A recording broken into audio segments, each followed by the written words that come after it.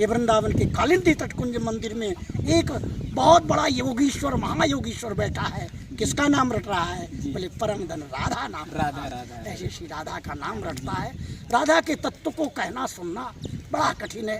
ये तो परमहंसों का विषय है। ये तो जनक जी सरी के विदेह राज, जो जनक जी का एक हाथ अग्निकुंड में पड़ा है और एक हाथ उनकी गृहिणी के वक्षस्थल पर पड़ा है, ऐसा जो विदेह राज होता है वही किशोरी जी की रहस्य को समझ सकता है।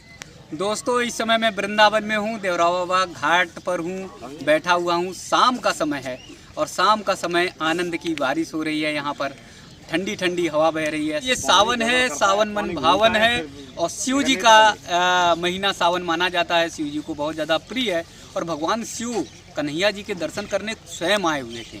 तो वो क्या कथा थी, क्या कहानी थी, हमारे साथ में महाराज जी मौजूद हैं और बड़ा अच्छा आनंद आ रहा है इस देवरावा बाबा घाट पर बैठकर। तो मैं महाराज जी से बातचीत करूंगा। महाराज जी, मैं ये सावन का महीना चल रहा है जी, और सावन में शिव जी का माना जाता है। तो भगवान शिव जो है कन्हैया जी के दर्शन करने आए थे, ठाकुर जी के दर्शन। जहाँ पर हम लोग बैठे हैं जी, ये कालिंदी तटकुंज मंदिर गतो योगींद्र वद्यत पद ज्योतिर ध्यान पर है चपतियाम प्रेमासु पूर्णवारी। अरे वाह! ये वो स्थल है, श्रीधाम वृंदावन है। वृंदावन पंचकोशी वृंदावन, 20 कोशी वृंदावन, 84 कोश वृंदावन कि भगवान शंकर भी रास का दर्शन करने के लिए आए। तो इसी जमुना जी के किनारे उधर पार में एक मानसरोवर नाम का स्थल है। तो मानसरोवर स्थल में श्री ललिता जी की कृपा से, ललिता जी के संदेश से श्री शंकर भगवान ने मानसरोवर में स्नान करके अपने स्वरूप को गोपी स्वरूप बनाया। तो वृंदावन के संत इन्हें त्रिलोचना सखी कहते हैं, गोपीश्वर महादेव कहते हैं। तो इसी समय पर हमारे पृष्ठभाग में बंसीवट में ही श्री भगवान शंकर गुरुम शंकर रूपिणम, जिनको गुरु तत्व कहा है, गुरु के रूप में भगवान शंकर हैं, जिन्हें शिव कहते हैं, जो कल्याण स्वरूप हैं, कल्याण प्रदान करते हैं, जीव को परमात्मा की सेवा में स्वीकृति प्रदान करने वाले तत्व को कल्याण तत्व कहा है। तो गुरु तत्व को शिव तत्व ही कहा है। तो ऐसे गोपेश्वर जी आज भी विराजमान है। संध्याकालीन बेला में 5 बजे से 8 बजे के बीच में भगवान शंकर को गोपी का श्रृंगार किया जाता है। गोपियों को गोपेश्वर महादेव के नाम से विख्यात हैं। ये महारास स्थली है। यहीं पर पूरे ब्रजमंडल से गोपियाँ आई हैं। जो महात्मा लोग तपस्या करते थे, वो त्रेता युग के समय के जो महात्मा थे, दंडकारण्यवासिना, वो भी आए हैं आकाश मार्ग से, योग मार्ग से, और सखी स्वरूप गोपी स्वरूप धारण करके इसी वृंदावन में आए। यहीं वृंदावन में पास में सेवा कुंज है, जिस सेवा कुंज में निकुंज की भावना से निकुंज की उपासना करने वाले महापुरुष कहते हैं। कालिंदी तटकुंज मंदिर गतो, राधा सुधा निधि का श्लोक है। परम पावनी श्री यमुना जी के किनारे एक ऐसी निवृत्त निकुंज है जहाँ त्रैलोक्य बहुत ब्रह्मांडाधिपति भगवान श्री कृष्ण जी ने ईश्वर कहते हैं, परमात्मा कहते हैं, वो भी किसी एक परम ज्योति का ध्यान कर रहा है और नाम रट रहा है। परम धन राधा नाम आधार, जय श्याम मुरली में टेरत सुमिरत बारंबार। ये परम पावनी श्री यमुना जी का ऐसा स्थल है। यमुना जी का प्रवेश ब्रज की बाल लीला में, यमुना जी का प्रवेश श्री कृष्ण की कौमार अवस्था की लीला में, वृंदावन का प्रवेश जमुना जी का प्रवेश निकुंज लीला में, जमुना जी का प्रवेश मथुरा लीला में, जमुना जी का प्रवेश मथुरा लीला में। यहाँ तो प्रिया जी की श्री चरणों की सेवा करती हैं श्री यमुना जी, इसलिए प्रिया प्रीतम दोनों साथ रहते हैं, कभी भी एक सेकंड के लिए अलग नहीं रहते। तो वृंदावन की निकुंज की सेवा में स्वीकृति के लिए श्री जमुना जी ने द्वारिकाधीश की रानियों को आदेश दिया था कि मैं लाल जी के साथ नित्य क्यों रहती हूँ, क्योंकि मैं श्री राधा रानी के चरणों की सेवा करती हूँ। क्योंकि श्री कृष्ण आत्मा रामस्य कृष्णस्य ध्रुवमात्मास्ति राधिका तस्या दास्य प्रभावेण विरहोस्मान न संस्पृशेत। ये यमुना जी ने कहा, तुम्हें जो श्री कृष्ण का विरह लग रहा है, वो विरह यहाँ वृंदावन से चलकर आप लोग कुसुम सरोवर जाइए गिरिराज जी में, वहाँ श्री कृष्ण का नाम संकीर्तन करो, उद्धव जी तुमको सत्संग देंगे। तो जमुना जी की कृपा से श्री कृष्ण की द्वारकाधीश की रानियां भी निकुंज में राधा रानी की सखी बनी। ऐसे यमुना जी का विचित्र स्वरूप है। यमुना जी का स्वरूप क्या है? श्री जी के अंदर जो दिव्य प्रेम है, लाल जी के हृदय में जो दिव्य प्रेम है, वही प्रेम ही द्रवीभूत करके श्री धाम वृंदावन की लीला में श्री यमुना सखी के रूप में आप लोग देख तो रहे हैं ये यमुना जी की धारा। और इस समय वास्तव में यमुना जी का वास्तविक स्वरूप दर्शन हो रहा है, क्योंकि काल के प्रभाव से जो आज से 5000 वर्ष पहले दर्शन होता था, वो इस समय वर्षा ऋतु में दर्शन हो रहा है। सुंदर धारा बह रही है। इस यमुना जी के 3 स्वरूप हैं।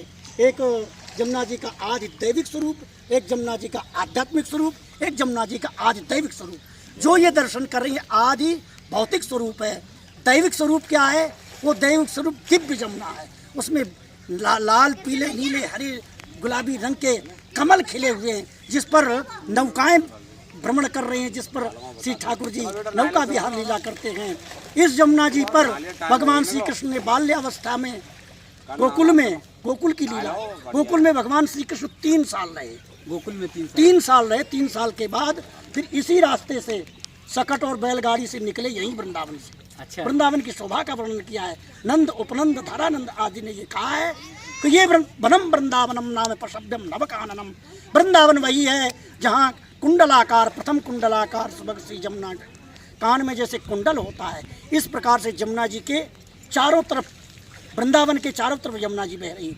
ये दृश्य वर्तमान में भी ऐसा ही है। आप देखिए, उधर से यमुना जी चली ऐसे, और ऐसे घूमती हुई ऐसे जाकर के यूं मथुरा चला गया। आप देखिए, यदि ऊपर से नक्शा लेंगे तो आज भी कुंडल की आकृति का वृंदावन बना हुआ है। तो बाल लीला भी यहाँ हुई, कौमार लीला भी हुई, रास लीला भी हुई, और ये वृंदावन तो प्रिया प्रीतम की निवृत्त निकुंज लीला का दिव्य स्थल है, जहाँ भगवान शंकर से श्री कृष्ण ने पद्म पूर्ण पाताल खंड में कहा है। शंकर जी ने पूछा, प्रभु आपका वास्तविक रूप कहाँ है? बोले माया गुण ये तो मैं अंशा न कुर्वन्ति सृजनादिकम। मेरी माया के द्वारा सारे स्वरूप सर्जित हैं, लेकिन वास्तविक रूप मेरा कहाँ है? बोले यमुना जी के पश्चिम भाग में वृंदावन नाम का स्थल है, वहाँ कल्प वृक्ष के नीचे मैं दिव्य सिंहासन पर किशोरी जी के साथ, सखियों के साथ रहता हूँ। मेरा वास्तविक स्वरूप ये दर्शन करना है तो आप वृंदावन में जाइए। वही वृंदावन जहाँ हम लोग आज बैठे हैं, जो ये सुंदर घाट दिखाई दे रहा है। भगवत कृपा से यहाँ पर श्री बीजेपी सरकार होने पर श्री आदित्यनाथ जी का ऐसा भावुक हृदय है, हमें तो ऐसा लगता है जैसे हम 500 वर्ष पहले पहुँच गए।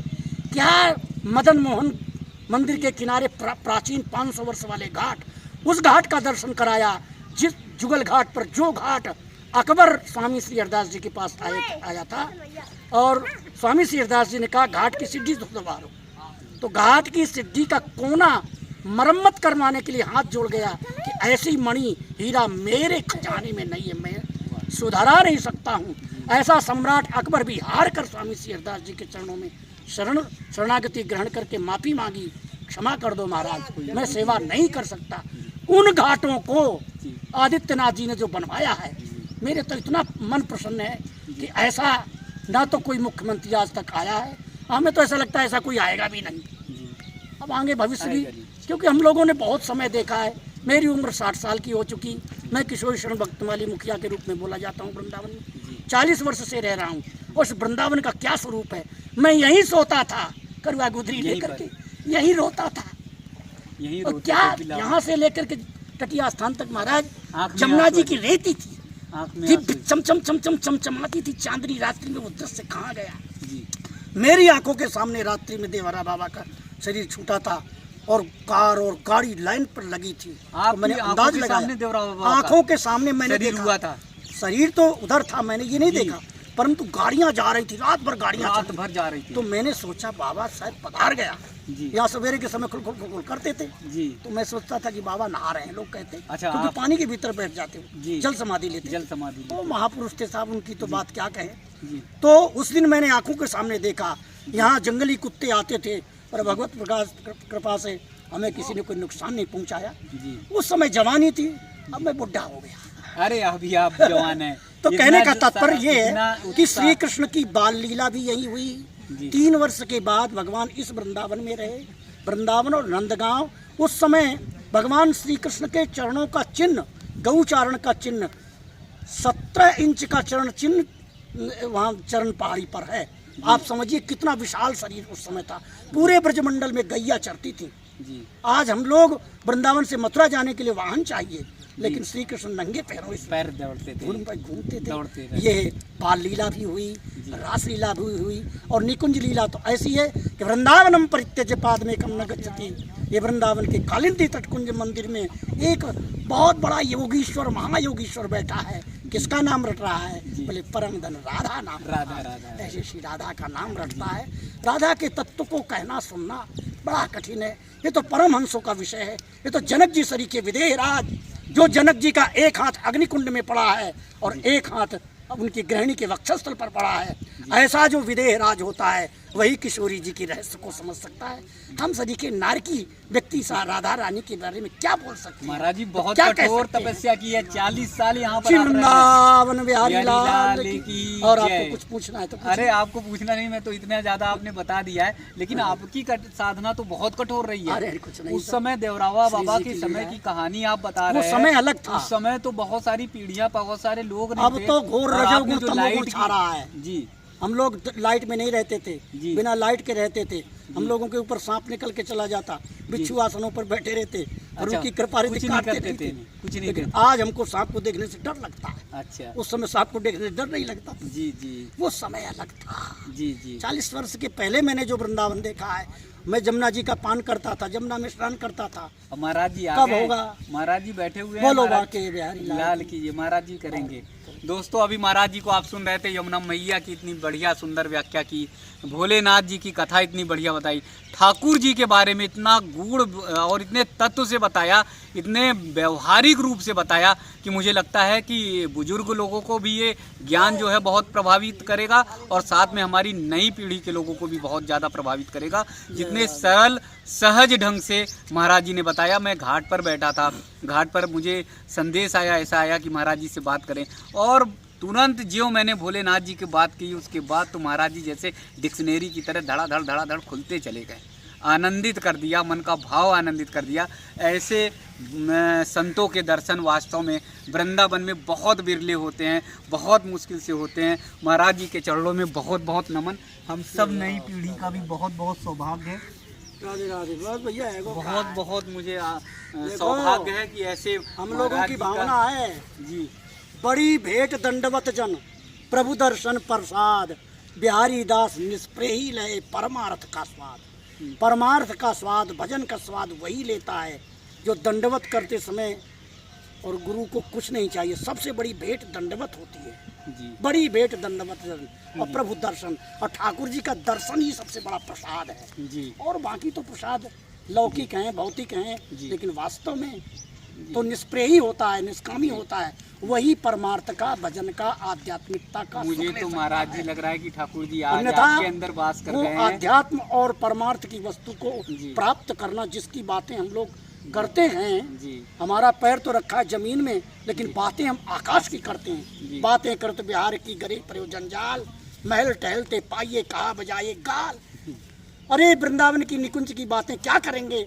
हमारा मन काम क्रोध लोभ से ग्रसित है, और वो परमहंसों की विदेह राजों की भाषा है। जी उस विषय में हम क्या कह सकते लेकिन हैं? वहाँ तक आप हैं महाराज जी। नहीं, मैं तो ऐसा बहुत कुछ सारे नहीं। संतों को बात बड़ा कर कठिन चुका, है। लेकिन आप जो इतने भाव से, इतने तत्व से आपने किया है, वो मन को आनंदित कर दिया है। मन भाव आ गया। दोस्तों बहुत मन आनंदित हो गया, बहुत प्रसन्न हो गया। महाराज जी की वाणी, एक एक शब्द को आप लोग सुनिए। देश विदेश में जहाँ पर भी हमारे दर्शक हैं, श्रद्धालु हैं, महाराज जी की सुधी वाणी का जरूर आनंद लीजिए।